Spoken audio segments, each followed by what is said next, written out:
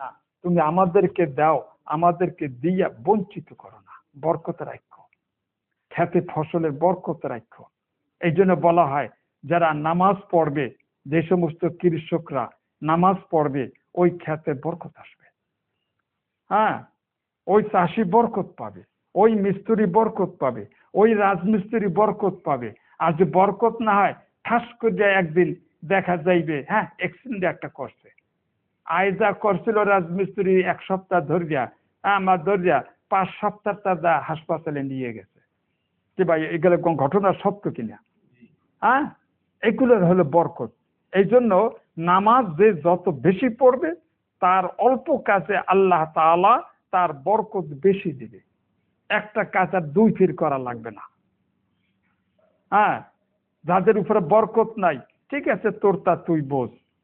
হ্যাঁ, বুঝ যে একটা কাজ করে দেখা যেটা ভুল হয়ে গেছে, তাহলে সময়ের অপচয় হলো, অর্থের অপচয় হলো, মালগুলো নষ্ট হইয়া গেল। আপনি আগাইলেন কই? আমি বা আগাইলাম কই? এইটা সাহাবাদের ইয়াকিন। এই জন্য সাহাবারা 5 ওয়াক্ত নামাজ পড়িয়া দুনিয়া দখল করছে। 5 ওয়াক্ত নামাজ পড়ার কারণে সাহাবাদেরা যে ক্ষেত্র বানাই গেছে, সুফলটা ভোগ করছে তাবেঈরা, তাদের সন্তানরা। ওই আমলে মুসলিম সমাজে মূর্খ একটা ছেলেও আপনি খুঁজতে পাইবেন না, একটা মহিলাও, একটা মেয়েও অশিক্ষিত ছিল না। এবং মুসলমানরা যে জাকাত দেবে, কাকে দেবে? এই মহল্লার ভিতরে অভাবই নাই তো। হ্যাঁ, বাংলাদেশের অভাব নাই। তখন ওমর বিন আব্দুল আজিজ নির্দেশ জারি করলেন, ঠিক আছে জাকাতের মাল তোমার প্রদেশে যদি গাহেক না পাও তো কেউ চায় না, কাকে দেব? যার কাছে লইয়ে যাই হে কাকল মাপ চাই, আমার যা আছে। এত বরকত বৃদ্ধি করে দিছে। ঐতিহাসিকরা লেখেন এক একটা গম, হ্যাঁ এতটুকু না, বিরাট গম হয়েছে, খেতে ফসল গম এত বৃদ্ধি পেয়েছে, এক একটা খোরমা বৃদ্ধি পেয়েছে, রবি শস্য দেয়। এবং অনাবৃষ্টি নাই, অতিবৃষ্টি নাই, পোকা নাই। হ্যাঁ, ইঁদুরে গাছের ডাব কাটতে ফালাই দেয় না। একটা চিন্তা করে দেখেন, আমাদের গাছে যে ডাবগুলো হয়, যদি ইঁদুর তো আল্লাহর বাহিনী, ও তো আল্লাহর সেনাবাহিনী, কাটতে ফেলাইবে। ওরা বুঝুক, ওরা তো আল্লাহর হুকুমের দাস। ইঁদুর, পিঁপড়া, পোকা, এগুলো দিয়ে যুগে যুগে আল্লাহ তাআলা জালেমদেরকে শায়েস্তা দিয়েছে, কম বেশি সব জায়গায়। ইয়েমেনের বাদশারা একটা নদীর উপরে একটা বাঁধ দিছিল ফসল বৃদ্ধি করার জন্য, কিন্তু পরবর্তী এলাকা আল্লাহকে ভুলে গেছে, ভোগ বিষয়ে লিপ্ত হয়েছে। সেই ইয়েমেনের ভিতরে এত শান্তি আসছিল, শান্তি আসছিল যে শতে শতে মাইল বিদেশি পর্যটকরা হাঁটতো, ছাতি মেলা লাগতো না। যদিও এই যুগে তো একটা ছাতির ব্যবস্থা ছিল, ছায়ার ব্যবস্থা ছিল, বর্ষা থেকে আত্মরক্ষার ব্যবস্থা ছিল। গাছের রাস্তার 2 পাশ দিয়ে ফলের গাছ লাগাই দিয়েছে, কোনো পথিককে বর্ষা এবং রৌদ্রের তাপ থেকে আত্মরক্ষা করার জন্য অতিরিক্ত কোনো জিনিস মাথায় উঠান লাগতো না। এবং ক্ষুধা লাগলে কোনো গৃহস্থের বাড়ি যাওয়া লাগতো না। সরকারি উদ্যোগে রাস্তার 2 সাইডে এত ফলের গাছ, এত কাঁঠাল, এত পেঁপে, এত কিছু লেগেছে, তুমি আর কত খাবে? এবং এই পথিকরা রাত্রে ঘুমাইবে কোথায়? মধ্যে মধ্যে সরাইখানা বানাই থুইছে।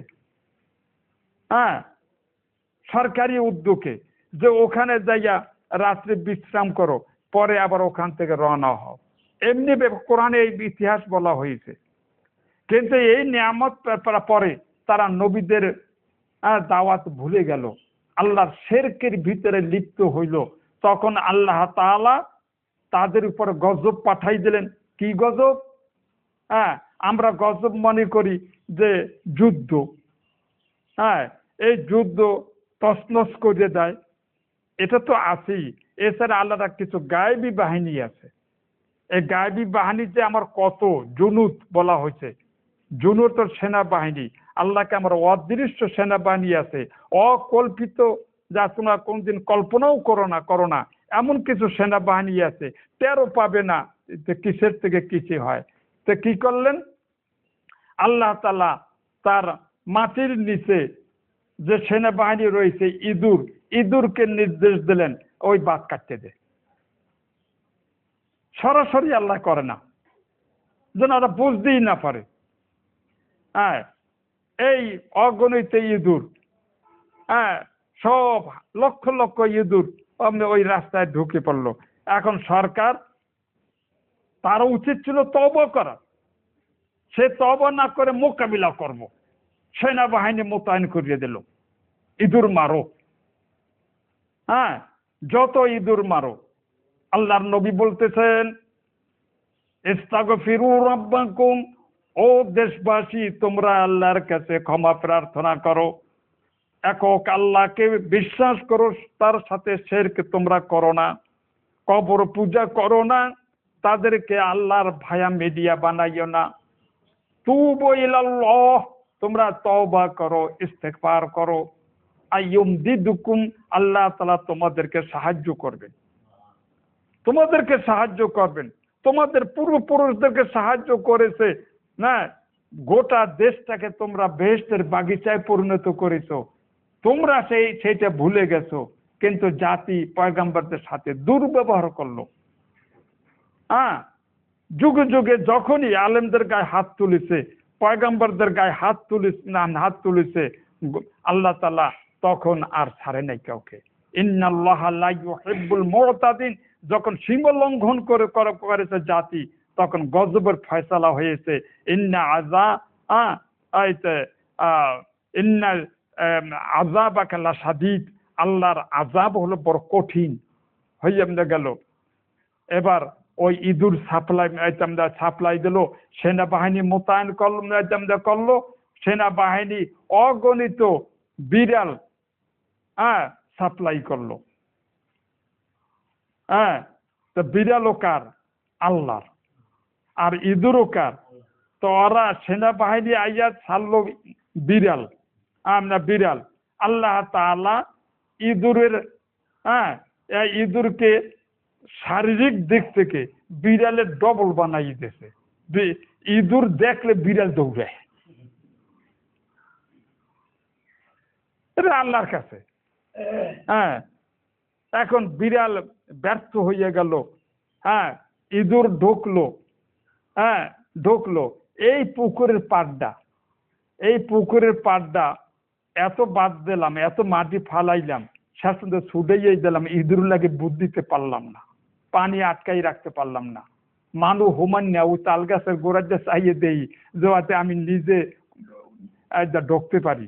ইঁদুরে সুর একটু গর্ত করতে পারে, এরপরে পানির ঢেউ আসে, বিরাট গর্ত হয় কিনা, হয়তো মানুষ আটকে দিতে পারে। বুদ্ধিতে পারা আমরা যায় না। হ্যাঁ, বাত ভেঙে গেল, লক্ষ পরিবারকে ভাসাইয়া নিল, লক্ষ মানুষকে লাশ বানাইয়া দিল, গোটা দেশটাকে একবার ধ্বংস স্তূপে পরিণত করে দিলেন। এই সমস্ত পাপ আসে ভাই শিরকের কারণে। এই জন্য আল্লাহর এই বিগত 2-3 জুম্মা পর্যন্ত বলতেছি যে খবরদার, মানুষ মৃত্যুর সাথে সাথে দুনিয়ার থেকে সে সম্পূর্ণ বিচ্ছিন্ন হইয়া যায়। এই যে কোরআন বলে ওই রুহু, ওই বুজুর্গ দুনিয়ার থেকে সম্পূর্ণ বিচ্ছিন্ন, বারবার এই কথাগুলো বলা হয়েছে। বলা হয়েছে ওহুম আন দুআইহিম গাফিলুন, তোরা ওই কবরটাকে বান্দাইয়া মাজার বানাইছো, আর মাজারের কাছে যাইয়া যত প্রার্থনা করো, দোয়া করো, খাজা বাবা কইয়া যতই ডাক দাও, হে নবী আমরা তোমার মেহমান হইছি, ফাজালের ভিতরে এই ভাষা লেখা রয়েছে, নাউজুবিল্লাহ। যে আমি বহুদিনের উপবাস, আপনার মদিনা আসছি, আপনার কবরের কাছে আসছি, আমি আপনার মেহমান, আপনি আমাকে মেহমানদারি করেন। এই যে শিরকি আকীদা ছড়াই দিচ্ছে, যেই মাদ্রাসা শিরকি আকীদার বিরুদ্ধে কথা বলবে আর সেই মাদ্রাসার পরিচালকরা হয় যদি শিরকি আকীদায়, তাহলে মুসলমান বাড়বে, হ্যাঁ, বেদাতও বাড়ছে, শিরকও বেড়েছে আমাদের সমাজে। হ্যাঁ, হাটহাজারী মাদ্রাসা বলেন, দেওবন্দ মাদ্রাসা বলেন, সরসিনা মাদ্রাসা বলেন, আলেম হয়েছি সত্য, কিন্তু শিরক আর তাওহীদ, সুন্নাত আর বেদাতের পার্থক্য তো বুঝি নাই। কি হবে মেয়েদের লাভ দিয়া? কত বড় শিরকি আকীদার বই লেখিয়া তারপরে লক্ষ লক্ষ মানুষের হাতে উঠাই দেওয়া হইতেছে। শয়তান সুযোগ পাইয়া গেছে। শয়তান রাত্রে স্বপ্নের ভিতরে নবী সাজ্জা, তোর কি লাগবে বলাইছো কা?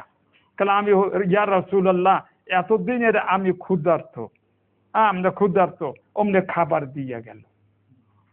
হ্যাঁ, অর্ধেক রুটি খাইছে, অর্ধেক রইয়া গেছে, বইতে লেখা আছে।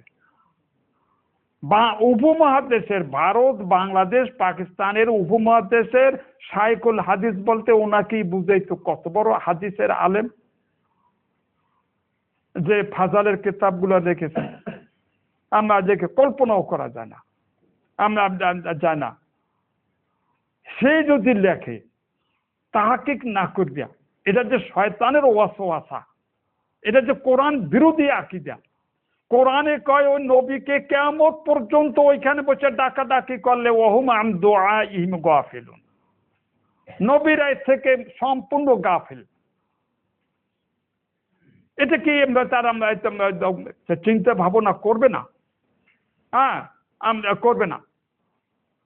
স্বপ্নে দেখাইলো, পুরা ইয়াকিন হয়ে গেছে এই লোকটা আশিকুর রসুল, রসুল্লাহকে জিয়ারত তার নসিব হয়েছে, তাহাজ্জুদ নামাজও আর ছাড়ে না। আমি এই জন্য বলতেছি, নামাজি বেড়েছে, এলেম বেড়েছে, বেড়েছে, কিন্তু শিরকও মজবুত হয়েছে। শিরক বা শিরকে আকীদা, এই কারণে আমাদের সমাজের পরিবর্তন হচ্ছে না।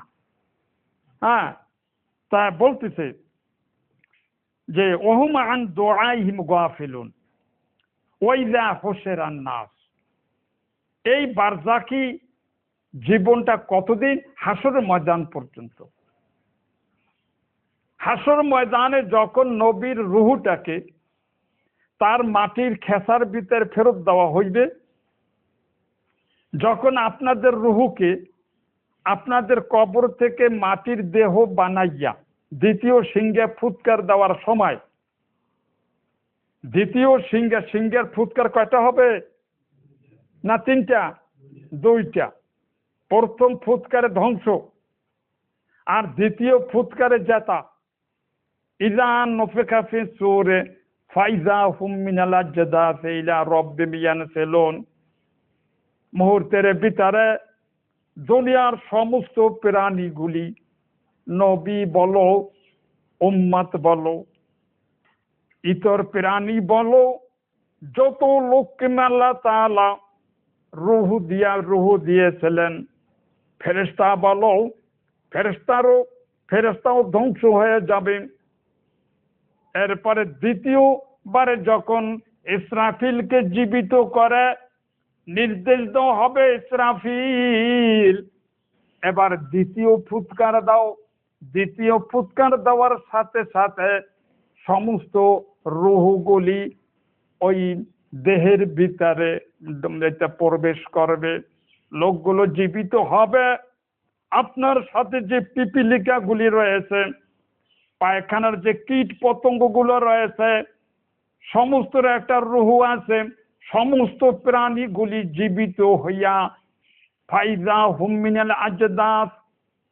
আজদাস তো কবর, কবর মানে নিচ্ছিন্ন হয়ে গেছে মাটির দেহ, সাপের দেহ মাটির সাথে মিশে গেছে, নবীদের অনেক দেহ, শহীদদের দেহ, সমস্ত কিছুকে আল্লাহ তাআলা যখন আবার রূহ ফেরত দিয়া দেবে, তখন যেভাবে দুনিয়াতে ছিল সেইভাবে মানুষটি হয়ে, যেভাবে দুনিয়াতে পিঁপড়া ছিল আবার ওই পিঁপড়া হয়ে, সাপ হয়ে, কুকুর হয়ে, গরু হয়ে গরুর সাথে দুর্ব্যবহার করেছো, এই জন্য গরুকে হাজির করবে। সমস্ত প্রাণীগুলিকে জীবিত কর্ম করবে, মাছগুলিকে জীবিত কর্ম করবে। কত গর্ভবতী মাছকে তোমরা খেয়ে হত্যা করেছো। এবং যে আল্লাহ তাআলা বংশ বৃদ্ধি করার জন্য যে পোনা ছেড়ে দিয়েছে, একটু দয়া করো নাই, ওর মাকে তোমরা হত্যা করে খেয়েছো। ওই পোনাগুলিকে তোমরা এতিম বানাইয়া তোমরা ধ্বংস করেছো। পোনা মাছকে জাল দিয়ে আটকাইয়া ধ্বংস করেছো। অপর মানুষের লক্ষ লক্ষ গ্রামের মানুষের রুজি নষ্ট করেছো। এই জন্য ওদেরকেও জীবিত করাম দেওয়া হইবে। কখন হইবে? দ্বিতীয় সিংহারে সিংহায় ফুৎকার দেওয়ার পরে। ঠিক আছে? হ্যাঁ, ওয়াইযা হুশিরান নাস কানু লাহুম আ'দাআন, যখন সিংহায় ফুৎকার দেওয়া নাম হবে, তোমরা যাদেরকে জীবিত মনে করে কবরের পাশে যাইয়া ডাকাডাকি করেছো, যেই নবীদের কবরকে মাজার বানাইয়া নবীদেরকে জীবিত ভাববা ডাক দিয়া কইছো আমি আইছি আপনার মেহমান হয়ে। খাজা বাবার ওখানে গিয়েছো, যত তাদের জন্য মানত করে না তোমরা করেছো তখন কি হবে? এই দুই দলের ভিতরে আল্লাহ তাআলা বলতেছেন কানুল্লাম আ'দাআন, শত্রুতা শুরু হইয়া যাইবে। নবী বলবেন রব্বুল আলামিন আমি এদেরকে আকীদা শিখাই নাই। নবী অস্বীকার করবে, কে বলেছে তোদেরকে আমার কবরে যাইয়া ডাক দেওয়ার জন্য? আমি কি এটা বলেছি? হ্যাঁ, যে আমি কবরের থেকে তোর প্রার্থনা কবুল করব, চাহিদা মিটাইয়া দিব। জীবদ্দশায় আল্লাহর নবীকে সাহাবায়ে কেরামরা প্রশ্ন করেছেন, ইয়া রাসূলুল্লাহ, দ্বিতীয়বার মদিনা এসে যদি আপনাকে জীবিত না পাই, তখন মনের প্রশ্নের জন্য কার কাছে যাব? বুখারীর হাদিস রয়েছে, কখনো আল্লাহর নবী বলেছেন মানুষ মাত্র মরণশীল, আমিও দুনিয়ার থেকে বিদায় নিয়ে যাব। সাহাবাদের চোখে পানি। দ্বিতীয়বার এসে যদি আপনাকে এই মসজিদে নববীতে না পাই, তাহলে মনের কথা এবং প্রশ্ন থাকলে সেটা কার কাছে বলবো? না বলবে আল্লাহর নবী দেখাইয়া বলেছেন এই আবু বকরের কাছে যাইও, ওরে রেখে গেলাম।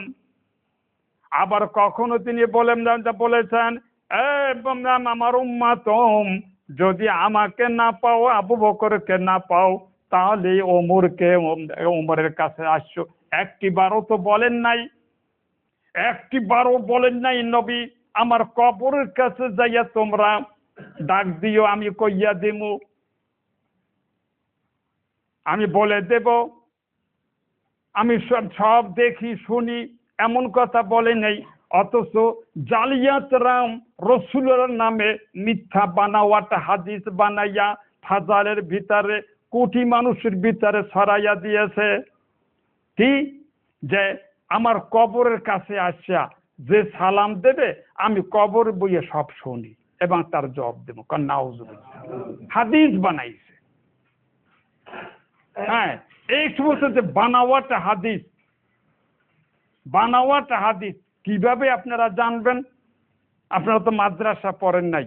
আল্লাহর শুকর আদায় করেন যে আল্লাহ তাআলা, হ্যাঁ, আল্লাহ তাআলা সহিহ ইসলামও এই জগৎ এর মধ্যে আল্লাহ জীবিত রাখছে।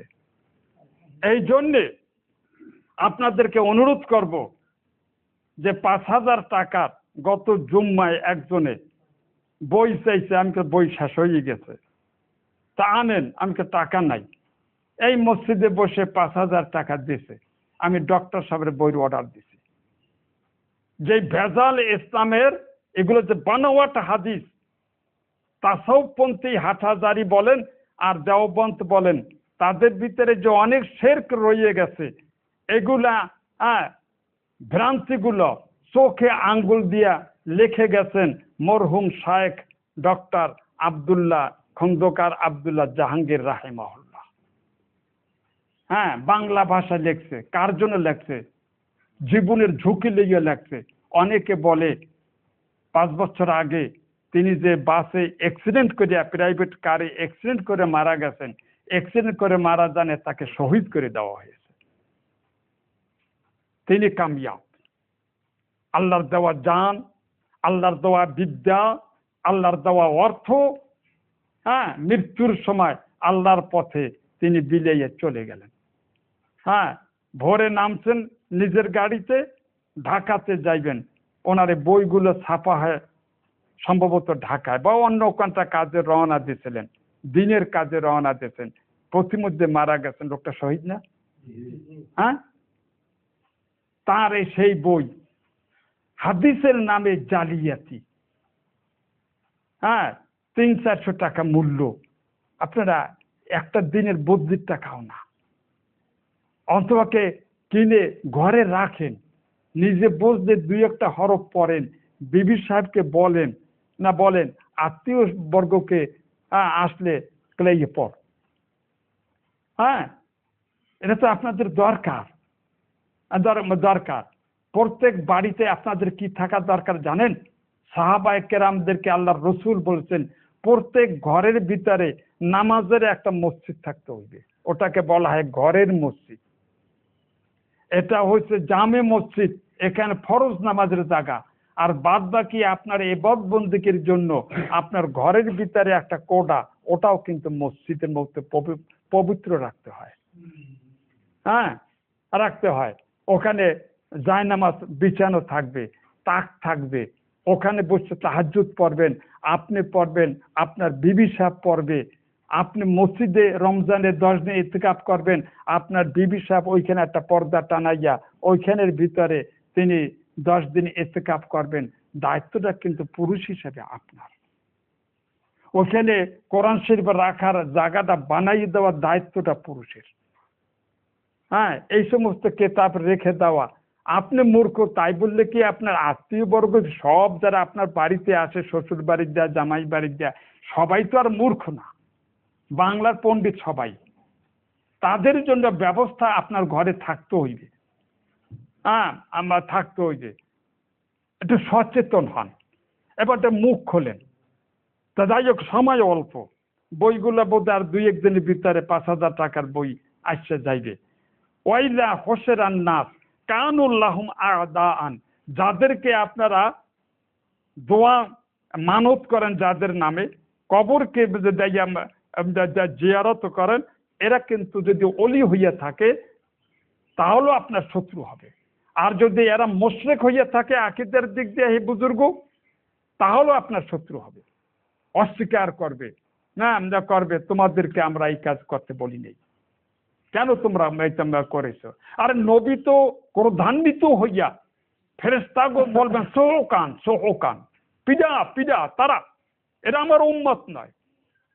আর আপনি ভেবেছেন যে হ্যাঁ রসুলের সুপারিশ, রসুল্লাহকে রাত্রে দেখা হয়েছে। আসলে রসুল্লাহকে রাত্রে দেখা হয় নাই, রাত্রে তো আপনার সাথে ইবলিসের দেখা হয়েছে। কি কথাটা বুঝছেন? কার লাগে দেখা করছেন? ইবলিস লাগে দেখা করছেন। ওই যে রুডি হাতে লইয়ে বইয়ে রয়েছে, ও রসুল্লাহ না, ও থুইয়ে গেছে ইবলিস। হ্যাঁ, ইবলিসের কার চক্রান্তে আপনি পড়ে গেছেন। কাজেই রসুল হতবাক হয়ে যাইবে, আল্লাহর কাছে লজ্জিত হইবেন। আল্লাহ তাকে নবুয়ত দেশে আল্লাহর কে শিরক মুক্ত আকীদা ছড়াইবার জন্য এই দায়িত্ব দিয়ে পাঠাইছেন, আর তার উম্মতেরা আল্লাহর লাগে নবীকে শরীক করে ফেলাইছে। লজ্জার কথা না আল্লাহর নবীর কাছে? আল্লাহর কাছে মুখ দেখাইবে কেমনে? এই জন্য নবী তখন বলবেন এরা আমার উম্মত না, সোহকা সোহকা পিডা এবং এখানে তা তাড়াই দে, হাউজে কাউসার আমার কাছে নাই। হ্যাঁ নাই। মা তাদরি, নবী আপনি তো জানেন না, মা আহাদাস বাদাক, এরা কত শিরক বেদাতের ওজিফা কোটি কোটি মানুষের ভিতরে সাপ্লাই দিছে মৌখিক ভাবে এবং ফাজালের বই লেখিয়া, ভেদে মারেফাত লেখিয়া, ভেদে তরিকাত লেখিয়া, এইতে মারেফাতের কেতাব এটা লেখিয়া মুরিদদেরকে হাতে ধরাইয়া দেয়। কত বড় এই করা, হ্যাঁ, যাইয়া কাপড় উল্টাইয়া ধরে আর দুধের উপরে পীর বদমাসটা আঙ্গুল দিয়ে তোর কলব জারি করিয়ে দিলাম, দেখবি রাত্রে তোর লাগে রসুল্লাহ জেয়ারাত হবে। আর এই মূর্খ লোকেরা যে কলবে হাত দেয় অমনি কলবের গোস্ত ঠাস ঠাস করতে আরম্ভ করে। কে করে? কে করে কন্ত? এই গোস্ত লাফাইয়ে দিচ্ছে কেডা? হ্যাঁ, কাল্লাযী ওয়াসওয়িসু ফি সুদুরিন নাস মিনাল জিন্নাতি ওয়ান নাস। এই দুইটা লোকে তোর কলব জারি করলো। এক করলো পীর সাহেব আঙ্গুল দিয়ে টাচ করলো, আর ভিতরে ঢুকছে জিন, মিনাল জিন্নাতি ওয়ান নাস। মিলছে? আয়াতের লাগে মিলছে? মিনাল জিন্নাতি ভিতরে, ওয়ান নাস তোর পীর সাহেব। দুজনের সহযোগিতা তোর কলব জারি হইয়া গেছে। রাত্রে ইবলিসের লাগে দেখা হয়েছে। হ্যাঁ, যাইয়া কয় মসজিদের ভিতরে বসে কয়, পীর সাহেব কয়, হ্যাঁ কেন আজকের রাত্রে তোমাদের কয়জনের লাগে রসুল্লাহ জিয়ারাত হয়েছে? 30-40 জন হাত জাগায়। 30-40 জন হাত জাগায়। এখন বাইরে থেকে যে বোকারামরা আসছে আজকে আসছে, ওরা কে হতবাক। এইরকম এইরকম পাওয়ারফুল পীর তো আমাগো বরগুনাতে নাই। তো এর কাছে মুরিদ মুনাতা অমুক নোমানির কাছে এমনি ভাবে মানুষকে ধোকা দিচ্ছে। কানু লাহুম আদাআন ওয়া কানু বিইবাদাতিহিম কাফিরিন। এই যে পীরের কাছে তোরা এই কামটা করলি, এটা হলো ইবাদত। এমনি ইবাদত। এই ইবাদতকে ওই পীর সাহেব অস্বীকার করবে জান বাঁচাইবার জন্যে, যে ওই কেনুন আবার আমার উপরে পড়ে জাহান্নাম, কিন্তু জাহান্নাম থেকে এরা কেউই রেহাই পাইবে না। তখন বলবে লাউ আন্না, মুরিদরা তখন কি বলবে? অন্য সূরা ভিতরে রয়েছে। আহা, কত কত কোরআনই তো হলো যে আসল মূল কেতাব। এই যে বাদ দিয়ে তোর কিসের ফাজাল কেতাব লইয়া মসজিদে গিয়ে আকাম করো? এই কোরআন দিয়ে ওয়াজ করতে পারো না, কিন্তু বদমাশেরা করতে দেবে না। হ্যাঁ, মনে দুঃখ লাগে। গেলাম আমি এক জায়গায়, 1 মাসের একটা চিল্লা লইয়া, ওরা ওই কেতাব ছাড়া, ওই কেতাব দিয়ে আমি ওয়াজ করবো না। আর হ্যাঁ গো, আইন হয়েছে ওই যে ছাড়া তুমিও কিছু এনে করতে পারো না। কত দেই কন্তকলে আসুক একটা বদমাশ শব্দ বের হয়ে গেছে। এ ভাই, যে কেন খাইছে হার মেজাজটা তেহরেমি হয়। আমরা তো কেন খান নাই, আপনার অন্তরে ব্যথা লাগতে পারে যে এরকম একটা শক্ত শব্দ নোমানি ব্যবহার করে। বহু কষ্ট আছে, দিল না আমার না। ওই 6 উসুলের পচা গপ্প, ওই যে যদি আমি কই তো অবশ্যই তোমার মুখ চালু, হ্যালে আমার ডেইলি প্রোগ্রাম হয়, ডেইলি জেনে যে আমি হেই নোমানি। আর আর ওই যে কমু না, এই কোরআন শরীফ লইতে চামু, আমি চামু, পরবর্তী মোশাওয়ারায় আমার নামায় না। হ্যাঁ, আমিরের ফয়সালা আমার প্রতি হয় না। তা এই জন্য ভাই রাগের ঠালায় 2টা ভালো শব্দ বাইরে আর কি, আর করুন কি আমরা এতে। তা ভাইরা, এই কোরআনের ভিতরে এই সমস্ত কথা রয়েছে। কি রয়েছে? লাউ আন্না লানা কাররাতান, লাউ আন্না লানা কাররাতান। এই লক্ষ লক্ষ অনুসারী, এদের যখন মূল এলেম চলে আসবে, ব্যাপারটা বুঝতে ফেলবে, তখন আফসোস করে বলবে যে আল্লাহ আর একবার দুনিয়াতে পাঠাই দাও। হ্যাঁ, লাউ আন্না লানা কাররাতান ফানাতাবাররা মিনহুম কামা তাবাররাউ মিন্না। এ আল্লাহ, ওরা আমাদেরকে মিথ্যা আশ্বাস দিয়েছে যে সুপারিশ করে আমাদেরকে জান্নাতে পৌঁছাইয়া দেবে, জাহাজে করিয়া জান্নাতে, হ্যাঁ হাসর মাজানে জাহাজে করিয়া ওরা আমাদেরকে জান্নাত দিয়ে দেবে। আর আজকে এখন ওরা আমাদের কথা অস্বীকার করে, আর একবার দুনিয়াতে পাঠাও, ওদের সাথে সম্পূর্ণ সম্পর্ক বিচ্ছিন্ন করব, যেমনি ভাবে ওরা আজকে আমাদের থেকে এখন আমাদের সম্পর্ক বিচ্ছিন্ন করে দিয়েছে। কিন্তু কাজ হবে চিল্লা ফিল্লাতে। অন্য আয়াতে রয়েছে, এ আল্লাহ যদি জাহান্নামে গেলাম আতে হিম দে ফাইনে মিনাল আযাব, এই পীরগুলোকে ধরিয়া ডবল শাস্তি দাও। আল্লাহ কালে লেকুললেন দেয় ডবল শাস্তি যদি দেওয়ালাকে প্রত্যেকেরই দেবো। তোরে বিবেক দিনে তুই অনেক গেছো কা, তোরে বিবেক দিছি, এরপরও তুই তোর দোকানে এখনো এই শিরকি বাক্স ঝুলাইয়া রাখছো কা? বিবেক দেওয়ার পরেও, যেটা কত বড় কবিরা গুনাহ, নিজের আমল টামল এবাদত বন্ধ সব বরবাদ হয়ে যাবে। যাদের ভিতরে শিরকের রয়েছে যে ইয়ারউদ্দিনের ভিতরে পাওয়ার আছে, হ্যাঁ বাক্সটা বরকত হইবে ঘরে, ওই ঘরে যদি আগুন লাগে তোর বাবা ফিরাইতে পারবে? ওই তোর যদি ঝোলা হয় বাবা ফিরাইতে পারবে? হ্যাঁ না পারবে। এখনো অনেক মধ্যে দোকানে এত চেল্লা ফেল্লা করি, কিন্তু আমার ভয় লাগে যেখানে দিনের দাওয়াত হবে সেটা হয় মানবা আর নয় ধ্বংস হবা। জানি না এদের অবস্থাটা কি, তাই বলে আমি তো আমার মুখ বন্ধ রাখবো না। আপনাদেরকে অনুরোধ করব, আপনারা মুখ খোলেন এবং ওই সমস্ত দোকান থেকে সদায় খাওয়া এক প্রকাশ্যে বর্জন করেন। বলালে কাম হইবে না, বাক্স সরাবি তোরে টাকা দিব, বাক্স সরাবি না, হ্যাঁ টাকা দিয়ে তোর মাল আমি কিনবো না, ওই পাপের উৎসাহ আমি দেব না। এটা আপনাদের দায়িত্ব, তাহলে আপনারা ওই গজবের সম্মুখীন পাপ হইবেন। আমি আমার নিজকে বাঁচাই বেরোনছিল নাই। কবর বাঁধাইছেন কেন? এবং যেখানে কবর বাঁধানো হইবে সেই জানাজায় কালকে অংশগ্রহণ করছেন কেন? আমি তো যাই নাই, গেছেন কেন? যাইয়া ওইটাকে পাকাপোক্ত করে দিলেন। এই সমস্ত শেরকে আমদানি হয় কবর থেকে, এই জন্য কবর বাঁধানো হারাম। তাহলে এটা বাউন্ডারি দিয়ে বাউন্ডারি দেওয়া হারাম দিয়েছেন, ভাঙ্গেন ওগুলা, হ্যাঁ ভাঙবে না। আবার সেইখানে লাশ থইবে, আর সেই লাশ আউগে দিয়েছেন না আপনি, এটা কি হালকা মনে করছেন নাকি? কেন ওই জানাজা আপনারা গিয়েছেন? নাউজুবিল্লাহ, তওবা করেন, শিরক থেকে মুক্ত হন। আল্লাহ তাআলা আমাদেরকে আমল করার তৌফিক দান করুন। আমিন আমিন তো কোন ওই পাশে যাইয়া তো দেখবো না আবার এই বাক্সের দোহানটা সদাই খান।